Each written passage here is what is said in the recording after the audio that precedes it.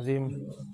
সম্মানিত দর্শক ও শ্রোতা মণ্ডলী, দেশ ও প্রবাস থেকে যারা আমাদের সাথে যুক্ত আছেন সকলকে পবিত্র রমাদানুল মুবারক উপলক্ষে আন্তরিক শুভেচ্ছা এবং অভিনন্দন জানাচ্ছি। রমাদানুল মুবারকের এই মহিমান্বিত পবিত্র মাস আমাদের সকলের জন্য বরকতময় হোক। আল্লাহ রাব্বুল আলামিন এ মাসের সকল বারাকাত এবং সকল খায়ের আমাদের সকলকে নসিব করুন। প্রিয় দর্শক ও শ্রোতা মণ্ডলী, আমরা রমাদানুল মুবারকের মহিমান্বিত সময়ে উপনীত হয়েছি। বাংলাদেশের আকাশে আজ সন্ধ্যায় পবিত্র রমাদানুল মুবারকের চাঁদ দেখা গিয়েছে। রমাদান শুরু হয়েছে। অত্যন্ত বরকতময় এবং ফজিলতপূর্ণ এ মাস আমাদের জন্য অনেক বারাকাত, অনেক কল্যাণের বার্তা নিয়ে আমাদের সামনে উপস্থিত হয়েছে।